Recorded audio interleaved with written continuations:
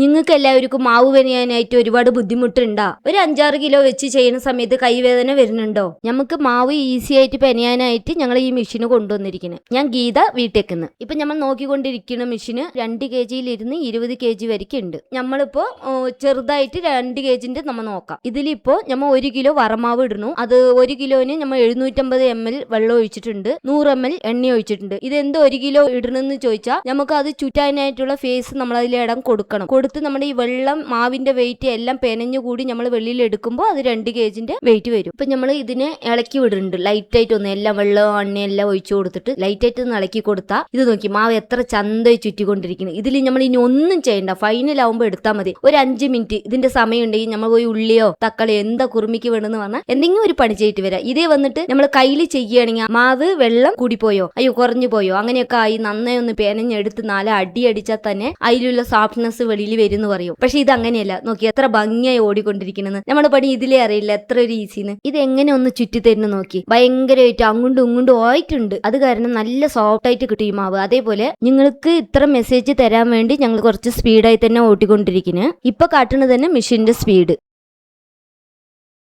ഇപ്പൊ മാവ് എങ്ങനെ നമ്മൾ വെളിയിൽ എടുക്കാൻ നോക്കാം. ഈ 2 ഭാഗത്തുള്ള സ്ക്രൂവിനെ നന്നായി ലൂസാക്കി വിട്ടിട്ട് പാത്രത്തിന് ഇങ്ങനെ ചരിച്ച ആ പാത്രത്തിൽ നിന്ന് വരും. ഇത് നോക്കി എത്ര സോഫ്റ്റ് ആയിട്ട് ഇരിക്കുന്ന മാവ് നോക്കി. ഇപ്പൊ നമ്മൾ നോക്കിയത് വന്നിട്ട് 2 kg, ഇത് വീട്ടിലേക്കുള്ളത് മാത്രം. അടുത്തത് വന്നിട്ട് നമ്മൾ വലിയ വലിയ മെഷീനെ നോക്കാൻ പോണേ. ഇത് മുഴുവനും ഹോട്ടലിലേക്കുള്ളതാണ്. ഇപ്പൊ നമ്മൾ 5 kg മാവിട്ട് നോക്കാം. ഇതിൽ വന്നിട്ട് നമ്മൾ 3 കിലോ വെച്ച് മാവ് ഇടണം. നമുക്കത് ഫൈനലിൽ തരുമ്പോൾ 5 കിലോ ആയിട്ട് വെയിറ്റ് തരും. ഇപ്പൊ നിങ്ങൾക്ക് വീഡിയോ ഒക്കെ ആയിട്ട് ഞാൻ 2 കിലോ തന്നെ ഇട്ടിരിക്കുന്നത്. ഇതിലിപ്പോ വന്നിട്ട് 1 കിലോന് 750 ml വെള്ളവും 100 മില്ലി ഒഴിക്കുന്നുണ്ട്. ഇതുപോലെ നമ്മൾ മാവ് എത്ര കിലോ കൂടുന്നോ അത്ര കിലോ വെച്ച് വെള്ളവും ഓയിലും എത്ര വേണോ നമ്മൾ അളന്നൊഴിക്കും. ഇപ്പൊ നമ്മൾ മെഷീൻ ഓൺ ചെയ്യുന്നത് നോക്കാം. ഇപ്പൊ ഈ സ്വിച്ചിൽ വന്നിട്ട് ഒരു പ്രത്യേകത എന്ത് ചോദിച്ചാൽ, ഇപ്പൊ നമ്മൾ മെഷീൻ ഓൺ ചെയ്യുമ്പോൾ ചുമട്ടിക്ക് അമർത്തണം. ഈ ചുമട്ടിലേക്ക് അമർത്തുന്നത് വന്നിട്ട് റിവേഴ്സിൽ ചുറ്റാൻ മാത്രമായിട്ട്. അപ്പൊ മെഷീൻ ഓൺ ചെയ്യണമെങ്കിൽ മേലെ അമർത്തി വിട്ടാൽ അതുമായിട്ട് ഓടിക്കൊണ്ടിരിക്കും. നമ്മൾ ജസ്റ്റ് ഇങ്ങോട്ട് ഒരു ചുറ്റണം പറയുന്ന സമയത്ത് മാത്രം ചുവട്ടിൽ അമർത്തുമ്പോൾ അത് കുറച്ച് പ്രസ് ചെയ്ത് പിടിച്ചുകൊണ്ടേയിരിക്കണം. ഓക്കെ, ഇത് ചുറ്റിയത് മതി എന്ന് പറയുന്ന സമയത്ത് അത് സ്വിച്ചിൽ നിന്ന് കൈയെടുക്കാം. ഇപ്പൊ നമ്മൾ 5 kg ആണ് ഓട്ടിയിട്ടിരിക്കുന്നത്. ഇതിൽ നമ്മൾ 3 കിലോ മാവ് ഇടാന്ന് പറഞ്ഞിട്ടുണ്ടായിരുന്നു. അതേപോലെ നമ്മുടെ അടുത്ത് 10 kg ഉണ്ട്. അതിൽ വറമാവ് വന്ന് 6 കിലോ തന്നെ ഇടണം. അതിനുള്ള വെള്ളം ആയിൽ ഒഴിക്കുന്ന സമയത്ത് നമുക്ക് 10 കിലോ വെച്ച് നമുക്ക് കിട്ടും. ഈ 20 kg വറമാവ് വന്ന് 12 കിലോ വെച്ച് ഇടാം. 12 കിലോ മാവില്